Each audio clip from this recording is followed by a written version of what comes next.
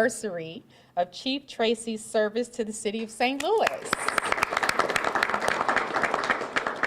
And second, today I'm releasing my State of Public Safety report, which details where we've been and where we will go next. I want to thank the people up here with me today and many, many more for pushing us towards this reality. I'm so grateful to Chief Tracy and the officers of the St. Louis Metropolitan Police Department for their strategic deployment to address violent crime. I'm also grateful to Will Pinckney and the Office of Violence Prevention for his team for their violence reduction work. I also appreciate the community team members he's brought with him today from Mission St. Louis, Behavioral Health Response, the Mental Health Board, and Story Stitchers. I also want to thank Public Safety Director Charles Coyle and the work his team has done to improve our 911 service. And last but certainly not least, I want to thank Neil Richardson, CEO of SLDC, and the long-term economic justice work he's leading in St. Louis. I don't know if you've heard this, but crime is down in the city of St. Louis. We saw a dramatic decline in violent crime in 2023. Homicides are down 21% in the city of St. Louis. This is on top of the 25% decrease in my first year in office and marks the lowest homicide rate St. Louis has seen in a decade. In 2020, the year before I took office, the city's homicides totaled 263. The number we're looking at today is 40% lower than that number. Everyone knows that I'm a mom first. And as the mom of a 16-year-old high school student, I am particularly grateful for the 47% drop in juvenile-related shootings. When we engage and empower our young people, their potential and success are limitless. I'm encouraged by our progress, but let me be clear. We are not here to celebrate. One life lost to violence is one too many. And personally, I have lost 4 family members to gun violence since I became mayor in 2021, 3 of them regionally. We still have a great deal of work to do, and my administration remains committed to saving and improving the lives of all St. Louisans.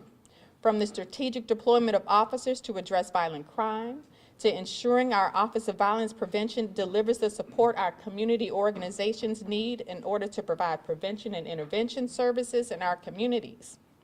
Since my inauguration in April of 2021, my administration has been guided by 3 public safety tenets: ensuring the safety of our residents, addressing the root causes of crime, and being responsive to community needs. This is the framework of prevention, intervention, and enforcement. Our progress on public safety outlined in our report includes critical efforts, including establishing the city's first Office of Violence Prevention and selecting our first police chief from outside St. Louis in the agency's entire history.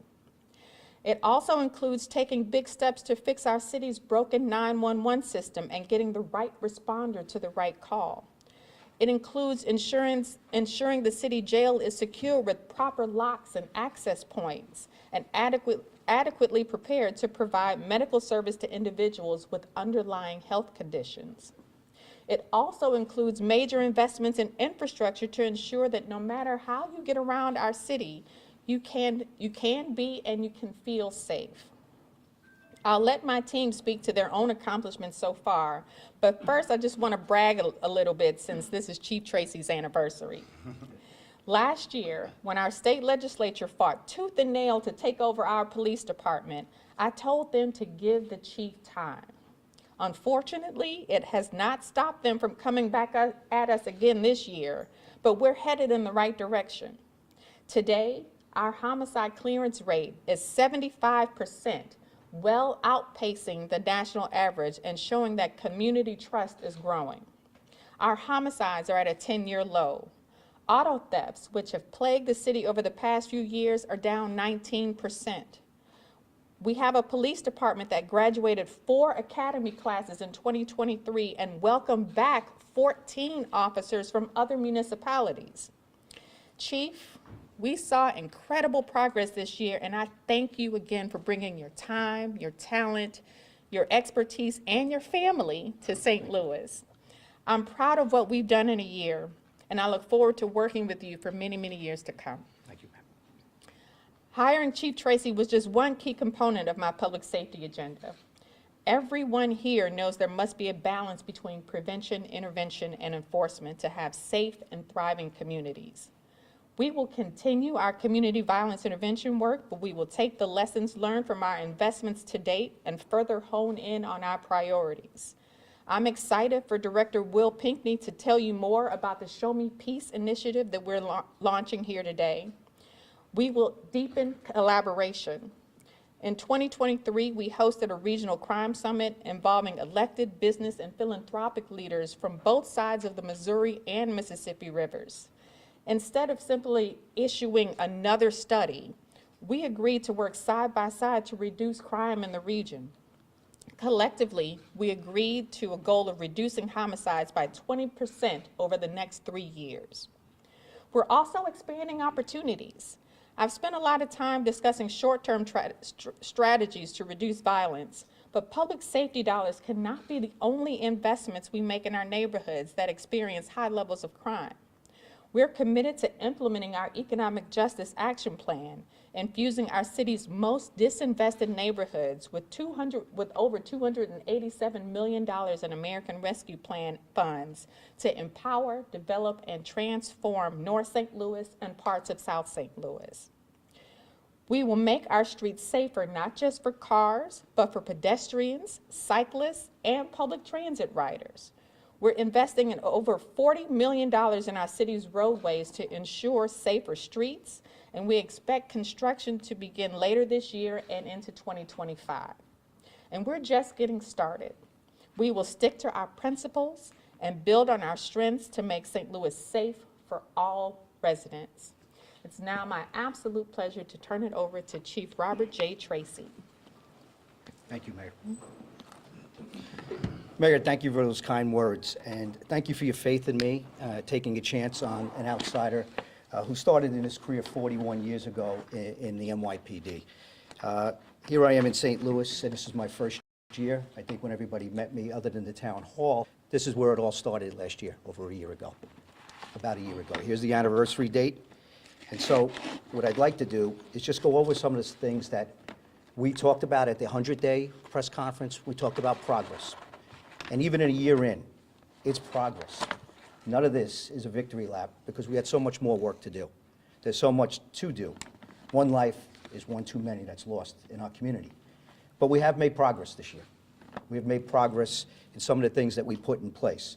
And some of these things I talked about at the 100-day press conference, but those are the things and the mainstays what we got to continue to do to make sure we can make this place safer, make sure we can legitimize inside internally in a police department, and then get external success working with the community and all the other stakeholders, community, press, elected officials, civic association, business leaders. Everyone has a stake in this city and how we can make it safer.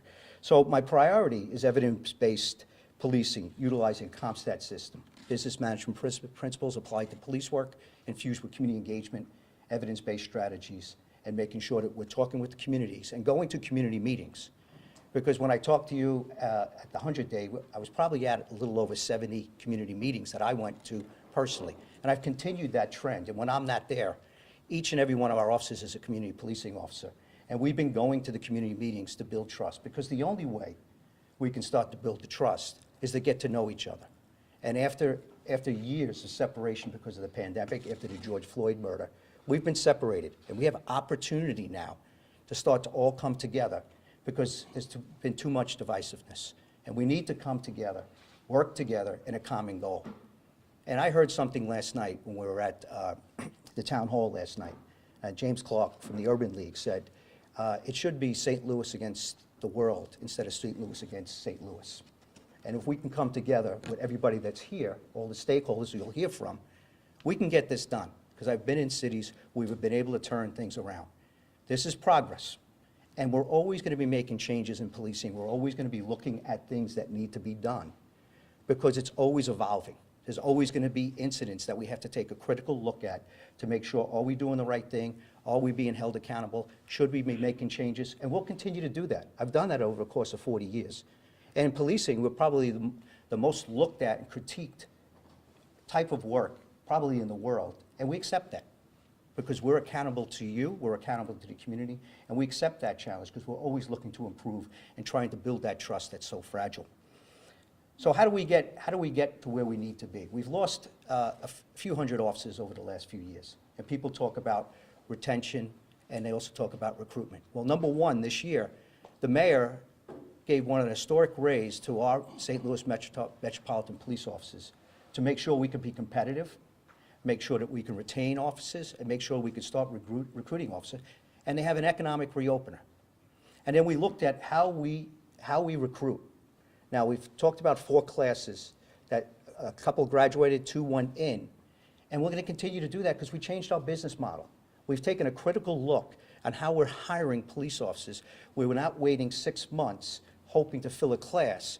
We're constantly hiring, and with the help of Director Sonia Gray, we've looked at a model where now we can get to the individuals that are applying for police departments, and we're actually calling them back right away, getting them in the system, getting them in the process, and then making sure that we look at them and get those classes started every 2 to 3 months, and to try to catch up instead of waiting every 6 months. And that's been working so far.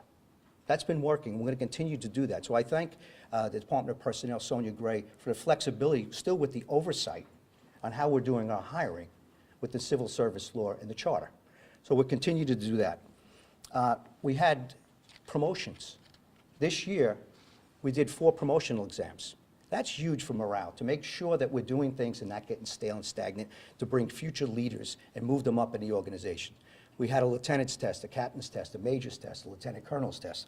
And I've done promotions and reorged the police department and put people in places so we can move forward in the future to make sure we're best placed and how we're going to make sure that we continue on these successes. And then, most of all, we can't do this alone. We can't do this alone. And that's why you're seeing all the partners that are up here. And there's many more. And when you talk about the Office of Violence Prevention, every place that I've gone, we had to create that. But I was fortunate to come in under the mayor's leadership that we have Will Pickney here. Will also has that office up and running, and that we can lean on that. So we're working together to make sure that we can make a safer St. Louis. Focused deterrence. We had a big summit with East Gateway Security Initiative last month. And we talked heavily about it, and I spoke to a lot of reporters afterwards what this is about. And that East Gateway Security Initiative brought in people where we're going to work in the region, because those people that are committing most of the violence is a very small amount, but they actually cross jurisdictional boundaries. And we have to be working as a region together to try to bring services to these individuals to get them out of crime, because the people that are the most violent, the small percentage, are also have the highest propensity to be a victim of crime. So we got to keep them safe as well and break the cycle. And those are the things we're going to do. The mayor hit on some of the numbers. You have a lot of the numbers. But when you take a look at homicide, which they measure all cities in the United States by, those homicide numbers, people are talking about they're down, but everybody says they're down from the pandemic years, 2020, 2021. What are they like pre-pandemic? Because a lot of them come down from that time. We have come down to a 10-year low. So we're down below pre-pandemic numbers. And once again, it's progress, and we just got to build off of that. But we're trending in the right direction, and we hope to continue with the strategies we have in place and working with all the other stakeholders in our community. So thank you. Thank you. Will? Good afternoon. Good afternoon. Thank you for being here. Happy New Year. So 2023 was the first full calendar year that OVP was in existence. And allowed us to really work hard toward our effort of building a ecosystem, a CVI ecosystem. Working with community partners, we were able to launch new initiatives and provide services to over 3,000 individuals in 62 of the 79 neighborhoods in the city. Our call diversion and crisis response work served over 7,000 individuals and had over 7,000 engagements, excuse me. OVP issued over 30 contracts to community organizations to support crisis intervention, trauma-informed care, safety planning, efforts to reduce domestic violence, employment assistance, life skills, and more. And we will continue to add on contracts in this calendar year. We launched 2 new initiatives, one the mayor mentioned. Show Me Peace is one. This is a call to action asking each and every one of us to demonstrate our commitment to reduce violence and foster a culture of peace in our daily lives. The initiative will use credible messengers to prevent and reduce gun violence by responding to firearm-related violence, mediating conflicts, steering those involved in violence into alternative positive choices. Another initiative we were able to launch was our clinician-only crisis response. The program is called the Community-Centered Crisis Response Team. This is a public health approach to violence prevention and intervention that utilizes a civilian-led crisis response to low-priority calls for service. The team focuses on assisting individuals experiencing a nonviolent crisis such as behavioral health, depression, and homelessness. And the goal is to to improve public safety by addressing underlying conditions that contribute to crime. This team did a soft launch in November and has responded to about 14 calls for service so far. I am proud of what we've accomplished, but while we can celebrate our success today, the job is not done. Success does not belong to one person, one department, or organization. Ours is rooted in collaboration with community. In 2024, we will increase our focus. To those who are watching, we will continue to need your help. The challenge ahead of us is daunting, but not insurmountable. Fear is not an option. The road to success is not straight. There may be setbacks, but with determination, collaboration, and commitment, we will continue to move forward. We will continue our work with our partners, many of which you see here, to provide services that address root causes of crime and violence, and we will do that block by block and neighborhood by neighborhood until we achieve our goal of safe and healthy communities throughout the city. Thank you. Thank you. People up? Good morning, everyone.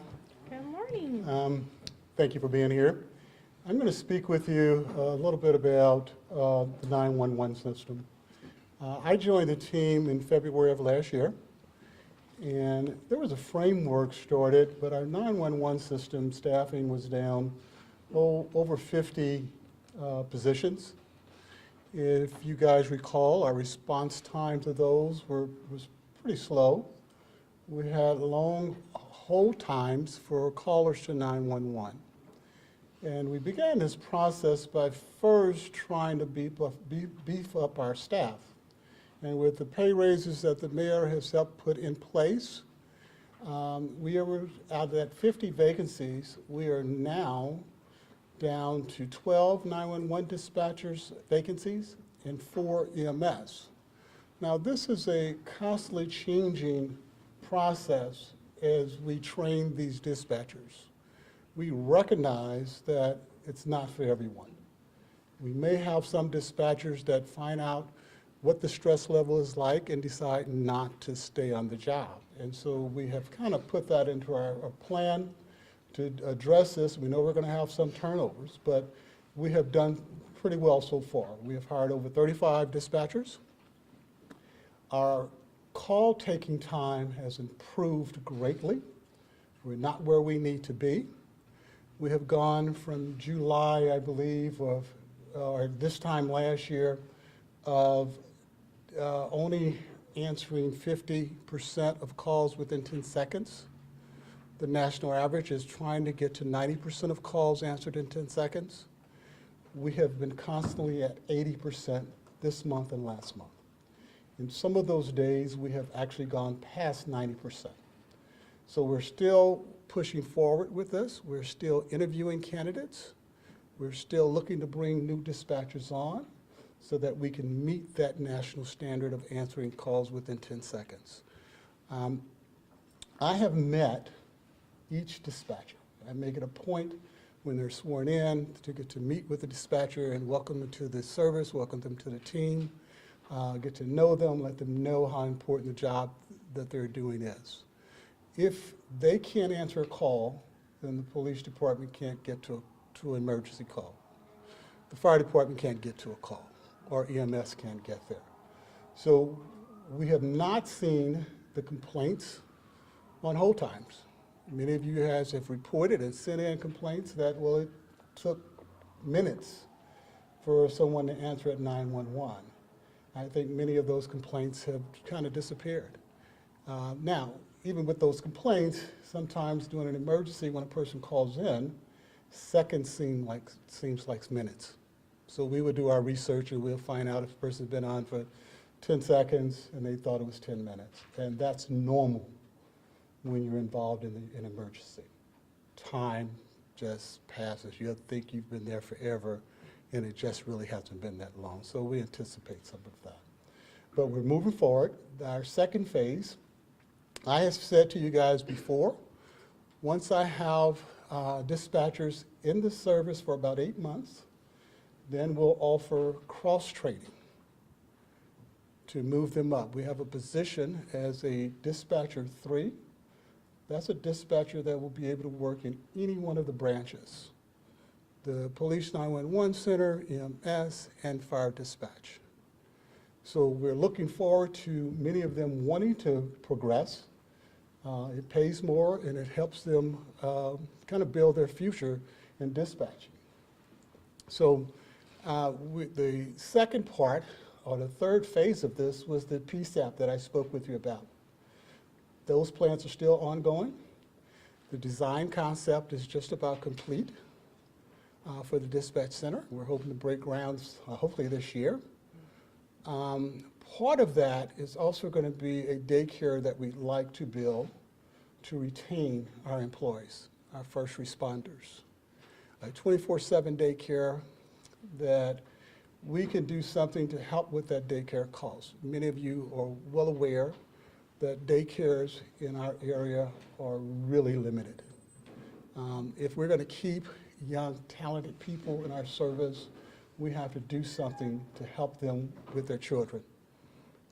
If we're going to allow certain employees to be on specialized teams that may have to be called out at 2 and 3 in the morning, but have children, they now can probably be a part of that team as long as they have somewhere to take their children.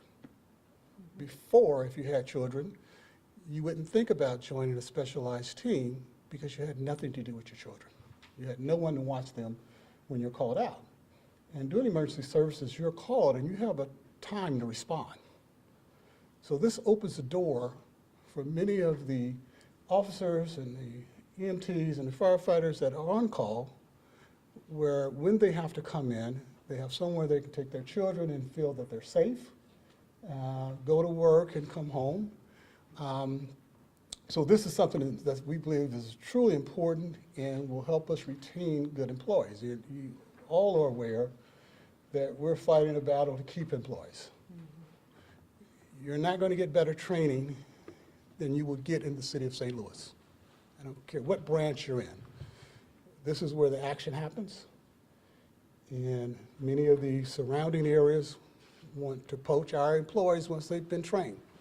A year here gives you more experience than 2 or 3 or 4 years in another department. So we must do something to retain those employees, and this is what we're working on. So, thank you. Thank you. Thank you.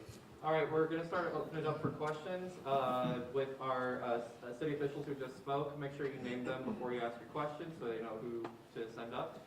We're going to try to get as many people as we can today, so whoever wants to get started. Chief, first question for the chief.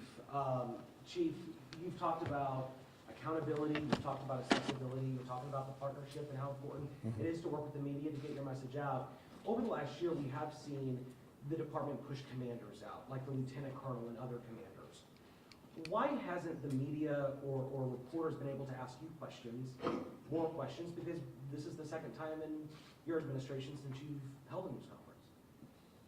This is the second time? Well, let's put it, for executive development, I'm here to develop the leaders of the future. I'm not going to be here forever. And part of the methodology I've come from, and where I've been when I've been second and third command, we make sure that they get out in front of the press, they talk about it, because they're actually closer to the scene that's happening. And where are they going to get that experience? So I come from a world of allowing other people to have ownership in my department, be leaders, and develop leaders. The information that they're giving out, I'm aware of, and it goes out with my permission and my oversight. So I'm still responsible for the information that's going out. What we've done here, where I've come in, I think it's a great idea. So you have access to us. Every Wednesday, we have a stand-up where you can ask on any major event on a Wednesday, and I usually have a captain and above, and in some cases, even a lieutenant colonel. And when there's big incidents, like 11 people that have been shot, we had those juveniles that were shot downtown, and or my first year, or my 100 years, or 1 year being here, we do these type of press conferences. But I go to a lot of community meetings. And just even the other night, I was at the Mothers Advocating for Safe Streets, and we did a visual reading off all the names of homicide victims, not just in St. Louis, but in the region.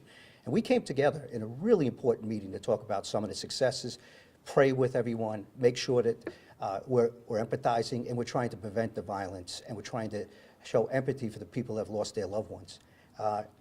Someone did come up to me, and it was KMOV, and it was John Kipper. And he asked the questions to me about recent incidents, and I answered him at that. So I am accessible. If you come to the community meetings, it's rarely that I've ever turned down anyone to come up and ask me a question. So I'm a believer if I'm out there in the community and you're out there with us, with the community, if you come up and ask me a question, I definitely will answer you. It doesn't always have to be a press conference. Chief, you talked about community engagement Sure. in reducing crime. A lot of the people that are engaged in the community need accurate, transparent data. You've got some of it here today. SLU demographer Ness Sandoval has said that in the last 4 or 5 days since he's been able to look over this new natural release data, he's found at least 16 missing murders from this data over the last few years. Do you acknowledge there are flaws or holes in some of this data, and what are you going to do to complete the stat count? Well, I would love to know what murders he's talking about, because there can be, how you define a murder. Sometimes homicides, all homicides are not murders, but all murders are homicides. So I don't know if there's self-defense, there's justification in any of this, because you're throwing a number at me. I would love to sit down with him. Actually, can he point out the one where he feels the discrepancy? And I would love to go over them and just say, what has gone on here? And I could take a look at this. Listen, I'm here for 1 year anniversary. There's so many things I got to look at, and transparency about that. And if we've determined something was not a murder, let's figure out why and why he has. And then we could talk about UCR rules. We could talk about there's standards that are set on how we identify murders that might be different than other people's interpretation. But I'm willing to look at that, and just like the interpretation of are we transparent with data. In the last place that I was at, I wanted to make sure, and I've been at community meetings, and many of you have been at some of the community meetings. I want to get Crime View out there, and it's something that I instituted in my last police department. And that actually puts in real time the crime numbers in the neighborhood, that you can geofence those numbers or those incidents, where any citizen can go on and you can get what's happening in your neighborhood by area, by number, and I think a more informed public. We don't, right now, I walked into this place, our website was built in 2009. It's 14 years later, right? That's a lifetime when it comes to technology. And the technology, there's a lot of good information in that website, but it's difficult to access. And then even us changing and going to a new record management system a few years ago has put disruptions into things, and we had to prioritize things outright. And I know where the question's going. When you're going to talk about the professor, the NIBIN information that's in there, that's the background to that he's looking for, but the information that's spitting out is the background information they're looking for.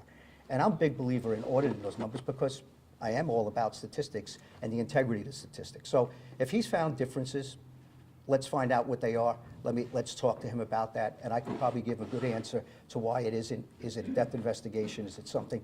There's all criteria we have to use.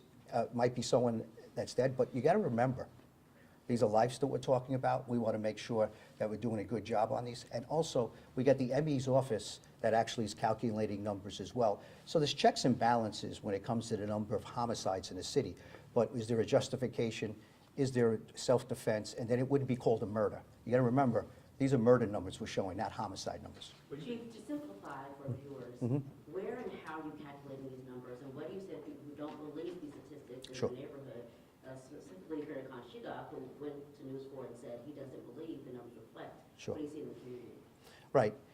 On our site, we actually have, where you can look at the number of homicides, that actually you see those numbers that go up and where the case is at this time, through our website. If it's hard to use, I want to make sure I make it easier to use. But I believe when we get Crime View out there, we start to do that type of tracking. I also put out ComStat reports in my other places. It simplifies the NIBRS report, which has, multiple and goes into the granule of crime. Let's keep that.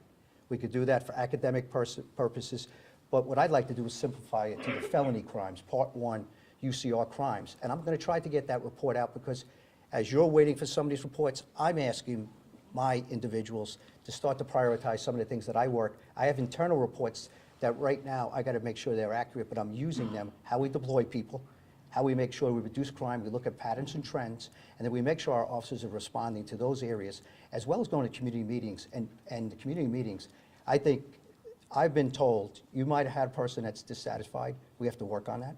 But I have a lot of people who have said the opposite, that say, we've never had the relationship in coming to meetings and the officers listening and responding to our needs. So it kind of goes both ways, but to simplify it, we got to get better at making it user-friendly on our site so people can understand that. And when we get Crime View out there, which is crime mapping, then you'll have the XY coordinates, you have longitude, latitude. And I did that in other places, and I've been talking about it 6 months, but there's also things that I got to prioritize in this police department, but we're going to get there. It's 1 year, and that's my promise to you, to get there. And then we also released the files that were given to 2 consultants that others were asking for, because it is a public record. And so immediately when I found that out, I said, release it. So we released it this week. So I want a better informed public. I want people looking at it with a critical eye. Because if we miss something, I want to know.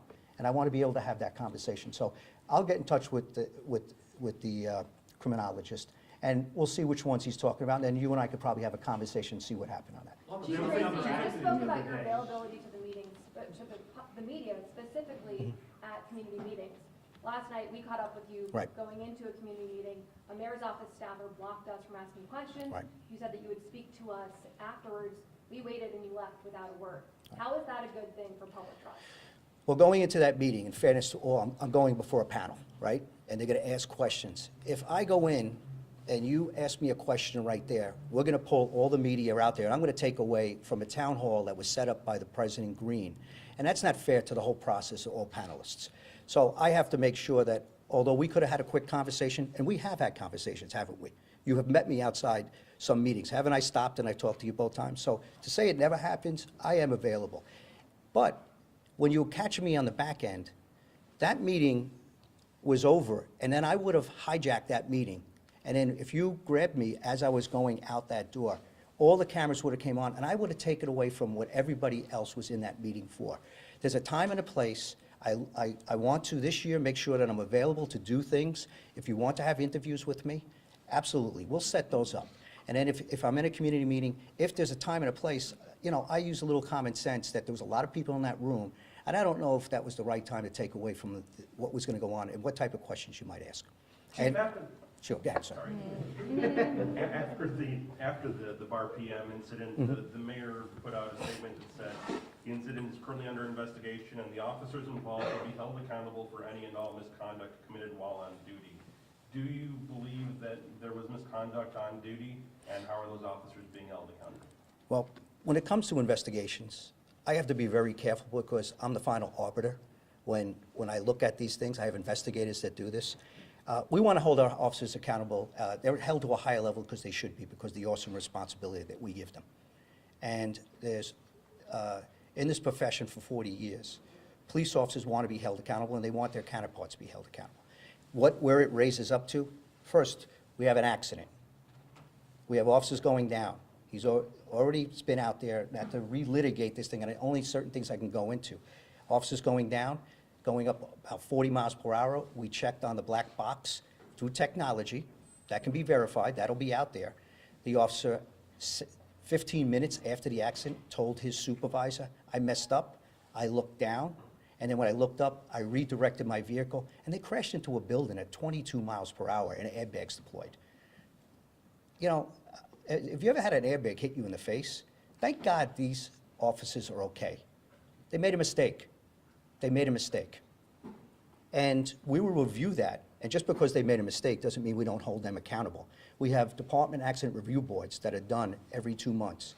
And there is either no fault, well, it's not going to happen here, no fault, and I see, when I say that, then his due process in the investigation. But he's already admitted to some of the things that he's done, so I'm going to go on a limb right now. That car crashes in, and then we're going to take a look at that. And we have disciplined officers. We retrain them because I'm going to tell you right now, in the last 10 years, more officers get in accidents now, and I'm looking at the type of training we're doing. And I've sat down with the trainings. I'm looking nationally. I go to conferences. I talk to other chiefs. What are you doing to bring accidents down? You know what? Because more officers get hurt in car accidents, and so do other people. They're probably any other thing. Sometimes it goes up with shootings, but sometimes it becomes car accidents. And I got to keep my officers alive and keep people safe. And when they respond to incidents, if they don't get to that incident, especially if they're lights and sirens, and they don't get there, they can't get help to that person that was calling for it like it was the other day. So are they going to be held accountable? Yes. Is there going to be another investigation on top of that? The owners of the bar have counsel. He has said that he wants to make a civilian complaint. We have been on phone with him. We've asked him to come in. We've asked him to give us any evidence, and we'll continue to do the investigation on the part of the actions of the officers. I will tell you, the officer did say that getting to the accident told one of the owners, I can get into a little bit about body-worn camera, but he apologized. He says no one here is more remorseful of crashing into your establishment. I'm glad those officers are all right. I feel bad, and I'm sorry that their establishment got hit and they got the damage that happened to that place. Nobody wants to see that. There is remorse about that because our actions affect people, and look at the way it's affected people. And then afterwards, you know, there's high tensions, and then there's an assault for arrest that was being made. And I think everybody knows what I'm talking about here. But once again, when it comes to body-worn camera, I'm limited by the Sunshine Law, and I'm limited by the state laws here and what I can release and what I can't release. And when I do release it, it's after the investigation. I got 3 investigations going here. I got a criminal investigation, I have a civilian complaint investigation, and I have a department accident investigation. And there's a lot of things that a chief wants to say or wish he could say, but I also have to follow the letter of the law, and I also have to make sure that I'm not going to taint a jury pool should this ever go to trial, because I have to talk to the circuit attorney, I have to talk to our counselors, I have to speak to everyone to make sure, am I going to compromise this case? And then I did make an exception, which we have made exceptions when it came to an officer involved shooting, possibly a suicide. We have made exceptions, so I'm not putting out something publicly, which I'm not supposed to do, but there's an exception where I did bring stakeholders in, and with consultation with the mayor, brought in the LGBTQIA+ advisory board, that they came in and looked at this on a Thursday after the incident. And we also had a couple elected, 4 elected officials from our Board of Alders that also came in, and then we also had a representative from Corey Bush's office that came in. And we allowed them to come see and say, hey, listen, if you can get the word out, you know, when you don't know, then sometimes rumors start to fly. And at least some people can help us in the community to maybe say, why don't we all wait and see what happens? I have to wait till the investigations are finished, and then I can comment more on it. But I have commented a lot on this, but just when it comes to an officer-involved shooting or anything else, I really can't say a lot because I'll be compromising due process, and I can compromise an investigation. You cite the Sunshine Law, but in fact, as you know, the only investigation that would bar you from releasing the video is the criminal one, the other 2 notwithstanding. And the law also says your department determines when to end an investigation. Are you really still investigating whether a bar owner shoved an officer? Isn't that investigation concluded? Why can't you release the video? Well, you just made 2 points there. You said you could release it if it's your investigation, so close your investigation, right? But then you said, but you can release it since it's not a criminal. There is a criminal investigation, and it's not my job right now. After a warrant's sworn out, assistant circuit attorney has seen that and preferred warrants and charges on the actions of that individual. So it's already in the criminal justice system. So we still have a criminal case, right? So on your logic, and what your interpretation, you're telling me that I could release it, but I can't. There's a criminal case going on, and there's also an internal investigation. And I'd rather not compromise an internal investigation on this. And there's a lot of material that's out there that is actually very similar to what the body-worn camera already Is that shows. going to be your standard going forward? Or But as far as what? releasing body camera footage in other incidents that might be? I would have, it would have to go case-by-case basis. I would have to check with my city council, I have to check with the circuit attorney. I have to look at what type of case that I'd be compromising. But I'm open to taking a look at what we can and can't do, and especially with, I think well, I don't want to say it, but I know in 2016, the interpretation of video or recordings from in-car camera or body-worn camera, there are restrictions to what I can do, and I'm abiding by that. Chief, it's been a busy year, obviously. What letter grade would you give yourself for the past year? Well, I would give my officers, and I would give the civilian workers that do all the background information, the 911 workers, my crime analysts, my marshals, the park rangers, everyone, the civilian staff, I'd give them all an A+ in an environment that it's one of the toughest jobs in the world to do. And they're doing it when they're low-staffed, just like the rest of the nation, and every job's low-staffed. And there's a lot of demands on our officers. And they were able to still get crime reduction this year. And they were still able to get to those community meetings. They were able to get these things. I'm so proud of them. I'm so proud of the work that they do. And then as they, one of the things that you see, and I'll get to the grade, I'm not avoiding the, but as you can see, 14 police officers have come back from other jurisdictions on top of the 4 academy classes. That means officers that left us for greener pastures, or so they thought. They've come back maybe for economics, but they wouldn't be coming back if they didn't feel the morale of this police department was going up. We already have 2, now we've changed the rules that we can take people with post-certification. Now, for the first time, I can grab people from other departments that didn't originally start with mine. 2, right now, are going through the process. We'll put through a 6-week training. And then I have another one, 15th officer from another jurisdiction, that's already asked to come back, and I'm signing off on that paperwork. So what I would give myself, I have to grade my people. There's so much more work to do. There's still too many murders. I give myself a B. You know, there's so much more.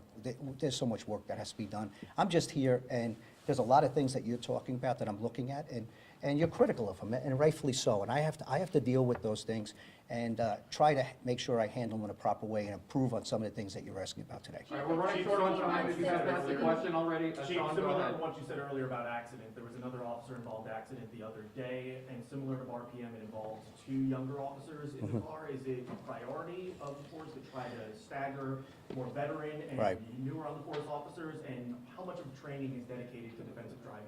Yeah, there's 40 hours in the academy. For defensive driving? Yeah, they have to graduate that. And then our officers, once they graduate the academy, they go to a 6-month review evaluation period where they go with a senior officer that watches their driving, they make recommendations to let them off probation. And that's one of the things I'm reviewing. Maybe we should grade that a little harder, that not in an overall, to make sure they stay on probation or we send them back for retraining. These are things I'm looking at. As far as young officers, you know, I even remember, I told you I started over 40 years ago. My first car partner graduated the academy with me. It's sometimes when you're in a perfect world, when you're at full strength, maybe you can get these done. But as you can see, we're filling spots with overtime to make sure we can answer calls for service, to make sure we keep the city safer.